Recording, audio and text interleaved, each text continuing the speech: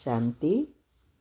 मैंने बताया है कि हमारे जो 3 शरीर है उसको साफ करने के लिए दुआ बहुत ज़रूरी है। और दुआ अनेक रीति से हम प्राप्त कर सकते हैं, लेकिन कई चीज़ें बहुत इजी है। जैसे आजकल लोग वीडियो तब देखते हैं जब कितने लाइक है, कितना शेयर किया है, कमेंट कितनी रखी है, कितने सब्सक्राइबर है, व्यूज़ कितने हैं, ये सब देखकर वीडियो देखते हैं। तो यहाँ भी हमें अगर दुआ कमाना है तो हर एक वीडियो में लाइक, शेयर, कमेंट और सब्सक्राइब करना है। इससे कई आत्माएं इसको देखेंगी तो उसमें भगवान की बातों को समझने के लिए मन होगा और फिर इसमें से कई आत्माएं बाबा के जो छुपे हुए रत्न हैं, माना भगवान के बच्चे जो है वो निकल आएंगे। और कईयों को, बाहर वालों को भी अगर इससे फ़ायदा होगा तो ये सबसे दुआ मिलेगी जिसने ये 4 चीज़ें की है। इसीलिए ये घर बैठे दुआ कमाओ। लोग घर बैठे पैसा कमा रहे हैं, आप दुआ कमाओ तो हम भगवान के बच्चे नंबर 1 में जल्दी जल्दी आ सकेंगे। ठीक है। ओम शांति।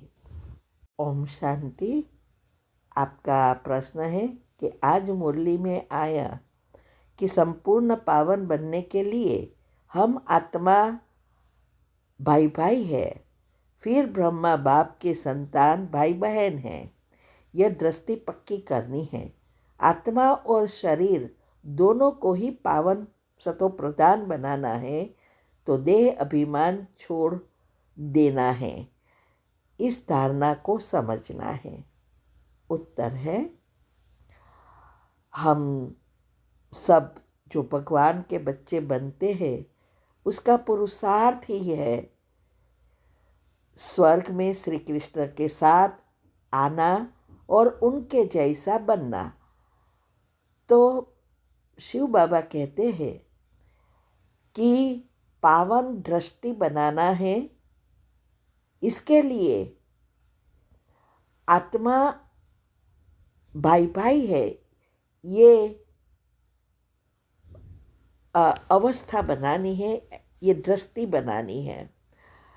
क्योंकि आत्मा के रूप में हम सब परमपिता परमात्मा के बच्चे होने के कारण भाई भाई है। और जब हम ब्रह्मा बाबा के द्वारा भगवान के बच्चे बनते हैं तो शरीरधारी होने के कारण वही 2 आत्मा मेल फीमेल हो जाती है तो भाई बहन हो जाते हैं। इसीलिए कहते हैं कि ये दृष्टि पक्की होनी चाहिए, क्योंकि भाई बहन की दृष्टि कभी भी कुदृष्टि नहीं होती। और भाई भाई की दृष्टि तो उससे भी ऊंची है। दुनिया में भी कहते हैं न कि हम हिंदू, मुस्लिम, सिख, ईसाई सब है भाई भाई। तो ये कहने से नहीं होता है, ये आत्मिक स्मृति बनाकर अवस्था बनाने से हमारी जब इंद्रिया परिवर्तन हो जाती है और ये ज्ञान स्वरूप बनते जाते हैं, उस अनुसार ये अवस्था बनती है। तो ये पुरुषार्थ ही हमारा सबका है, आत्मिक स्मृति बनाकर स्वरूप में लाना। इसीलिए बाबा कहते हैं कि अगर स्वर्ग में जाना है, श्री कृष्ण के साथ आना है तो उनके जैसा बनना है और उनके स्वर्ग में जाने के लिए आत्मा को सतो प्रधान तो बनाना है, लेकिन शरीर भी सतो प्रधान चाहिए। तो जब हमारी आत्मा शुद्ध पवित्र बनती है तो जैसी आत्मा वैसा शरीर मिलता है। तो और सतो प्रधान दुनिया में सतोप्रधान प्रकृति होती है। तो जितना जैसा हम यहाँ पुरुषार्थ करके आत्मा को पावन बनाएंगे, उस अनुसार वहाँ उसी समय हम इस सृष्टि पर जन्म लेंगे। इसीलिए बाबा कहते हैं ये सभी चीज़ों को करने के लिए देह अभिमान छोड़ना है और देही अभिमानी बनना है, क्योंकि शरीर और आत्मा दो चीज़ है। तो देह अभिमान शरीर के कारण आता है जब हम शरीर भान में आ जाते हैं, और देही अभिमान माना आत्मिक भान। तो जितना जितना हम आत्मज्ञान को समझते हैं, आत्मिक स्मृति बनाते हैं, उतने हमारे देह अभिमान टूटता है और देही अभिमानी आत्मा अभिमानी बनते हैं। और इसका ही सब हम पुरुषार्थ कर रहे हैं, जिससे हम नंबर 1 में आ सके।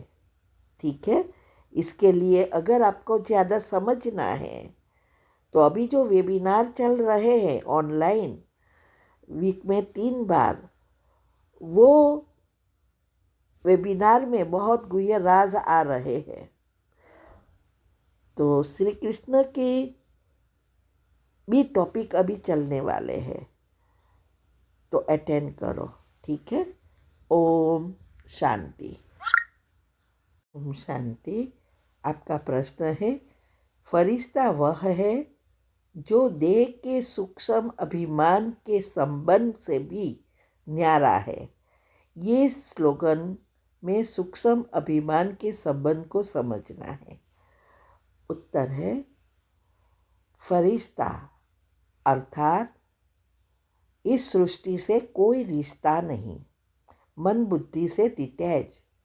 जो भी चीज़ें इस आँखों से दिखाई दे रही है, वो सभी बातों से, चीज़ों से डिटैच होना ही फरिश्ता बनना है। इसीलिए शिव बाबा कहते हैं कि देह सहित देह के सब संबंध और वस्तु को छोड़ना है।